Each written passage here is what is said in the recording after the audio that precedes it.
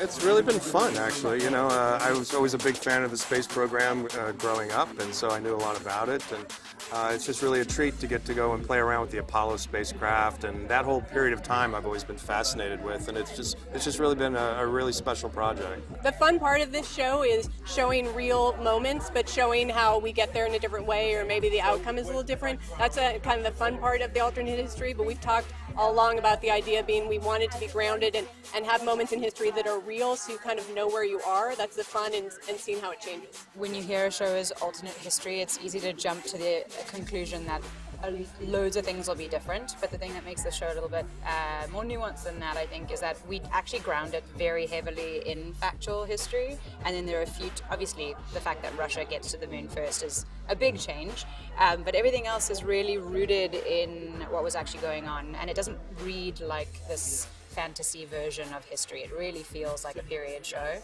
And so, yeah, we do actually have a Buzz Aldrin. We do have a Neil Armstrong. They just don't get to the moon first. There's Buzz and Neil and Mike Collins.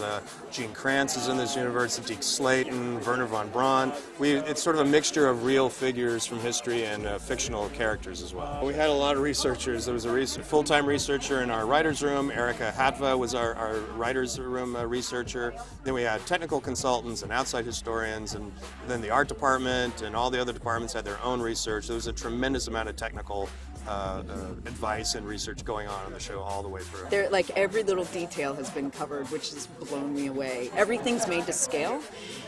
So our control room, for instance, is massive. Technically, it's just a very challenging project, to get all the details right of the space program and those vehicles and NASA and mission control and finding all the props and things of doing it really intensively and doing it correctly takes a lot of time. And then also just portraying people on the moon, trying to get that to look right. We've seen, everyone sort of has a memory of what that looks like and what they think, how astronauts move and act and behave on the moon, because you've seen all the footage, but it's not easy to do that on a soundstage and get it right. So it takes a lot of time, a lot of effort. It's a difficult physical production.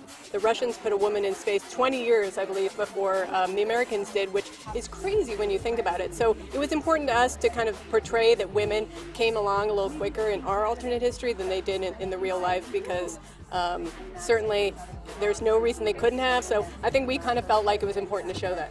I just think that we all can learn something from the show, which is what I watch TV for, is to connect to characters and learn.